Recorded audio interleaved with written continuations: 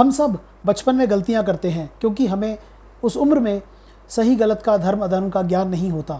लेकिन एक निश्चित आयु के बाद अगर उस तरह की गलतियां होती हैं तो धर्म ग्रंथ उन्हें पाप की श्रेणी में रखते हैं। तो आखिर मनुष्य की इस लंबी जीवन रेखा में वो कौन सा मुकाम है, वो कौन सी आयु है जहाँ से पाप लगने की शुरुआत होती है? अगर आप भी जानना चाहते हैं इस सवाल का जवाब तो इस वीडियो को पूरा देखें, क्योंकि मैं आपको इसमें सुनाऊंगा एक पौराणिक कहानी जो इसी विषय से जुड़ी है और आपको इस सवाल का जवाब भी बताऊंगा और कहानी के बाद करेंगे कुछ काम की बात। तो चैनल पर अगर पहली बार आए हैं तो सब्सक्राइब कर लीजिए, नोटिफिकेशन भी ऑन कर सकते हैं। नमस्कार दोस्तों, मेरा नाम है आशुतोष और आप देख रहे हैं माइथो टाइम। मैं शुरू करता हूँ कहानी, सुनिए। एक राजा के महल में 3 चोरों ने चोरी की और वहाँ से चोरी का सामान लेकर भाग निकले। भागते हुए उन्हें रास्ते में एक ऋषि का आश्रम नज़र आया तो उस आश्रम में घुस गए। वो आश्रम था ऋषि मांडव्य का। मांडव्य ऋषि उस समय तपस्या में लीन थे, तो चोरों ने मौका देखकर चोरी का सामान छुपाया और ख़ुद भी एक पेड़ की ओट में छिपकर खड़े हो गए। इसी बीच राजा के सैनिक भी चोरों को ढूंढते हुए वहाँ पर आ पहुँचे और वो भी उस आश्रम में घुस गए। वहाँ पर थोड़ा ढूंढने पर सैनिकों को चोरी का सामान भी मिल गया और चोर भी मिल गए। उन्हें लगा कि शायद ऋषि मांडव्य ने भी चोरों की मदद की थी, तो उन्हें ऋषि पर संदेह हुआ और वो उस संदेह के चलते ऋषि मांडव्य को भी गिरफ्तार करके राजा के पास ले आए। मांडव्य ऋषि ने राजा को बहुत समझाने की कोशिश की, लेकिन राजा नहीं माना और आखिर उसने चोरी के जुर्म में उन तीनों चोरों को और ऋषि मांडव्य को मौत की सज़ा सुनाई और उन्हें शूली पर चढ़ाने का आदेश सुना दिया। ये शब्द शूली शूल से बना है। शूल का अर्थ होता है कांटा, यानी कोई भी नुकीली या पैनी चीज़।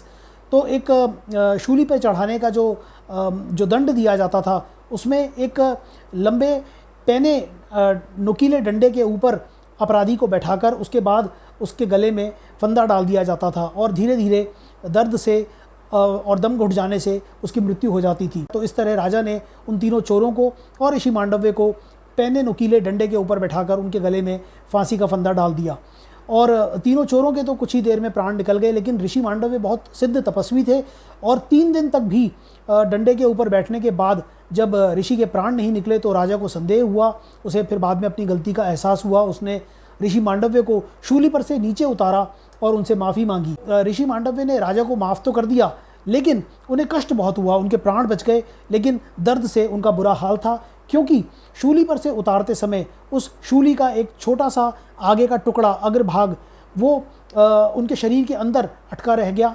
और शूली के उस अग्रभाग को अणि भी कहते हैं और इसलिए उनका एक नया नाम पड़ा अणि मांडव्य। वो उस अणि के टुकड़े को, उस शूल के टुकड़े को अपने शरीर में लिए दर्द से परेशान इधर उधर घूमते रहे और फिर बाद में उन्हें याद आई धर्मराज की।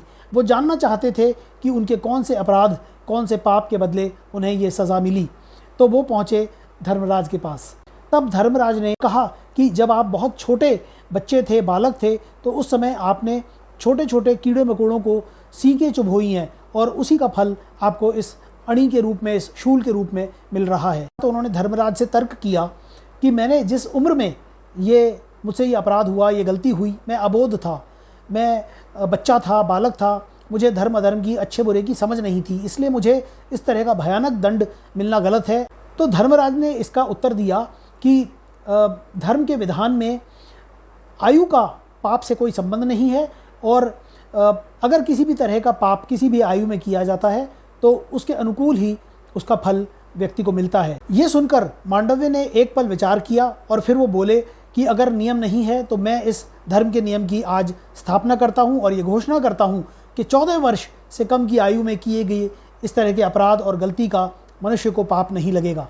लेकिन मांडव्य अपने शरीर में अटकी हुई शूल से और उसके दर्द से इतने परेशान थे कि उन्होंने धर्मराज को शाप भी दिया और कहा कि आपकी इस भूल के कारण, ठीक नियम ना बनाने के कारण मुझे इतना कष्ट भोगना पड़ा है, इसलिए मैं आपको शाप देता हूँ कि चूँकि आप देवता हैं और आपसे गलती हुई है, इसलिए आपको मनुष्य की योनि में जन्म लेना पड़ेगा। और दोस्तों कहते हैं कि मांडव्य के इसी शाप के चलते धर्मराज ने आगे चलकर कुरुवंश में पांडु और धृतराष्ट्र के छोटे भाई विदुर के रूप में जन्म लिया और इसीलिए विदुर को धर्म का अंश, धर्मराज का अवतार माना जाता है। दोस्तों आगे चलकर विद्वानों ने भी मानव विकास के क्रम को 6 अवस्थाओं में बांटा। जैसा कि आप यहाँ देख सकते हैं, ये अवस्थाएं हैं शैशव अवस्था, बाल्यावस्था, किशोरावस्था, युवावस्था, प्रौढ़ावस्था और फिर वृद्धावस्था।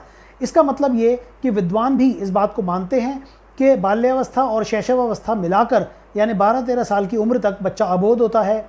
और इस तरह देखें तो मांडव्य ऋषि द्वारा निर्धारित 14 वर्ष की आयु और विद्वानों द्वारा बनाई गई इन अवस्थाओं का एक जगह पर, एक बिंदु पर आकर सामंजस्य हमें दिखाई पड़ता है। तो ये तो है पुराणों की बात। अब क्या है काम की बात? काम की बात दोस्तों ये है कि बच्चे, आज हम बात कर रहे हैं कलयुग की और ये कहानियाँ हैं पुराने युगों की। पुराने युगों के बाद अब कलयुग में समय बहुत बदल चुका है। बच्चे आजकल जल्दी बड़े हो जाते हैं और कब बच्चे शैशवावस्था से बाल्यावस्था में और फिर कब बाल्यावस्था से किशोरावस्था में प्रवेश कर जाते हैं, इस बात की जानकारी कई बार माता पिता को स्वयं नहीं लग पाती।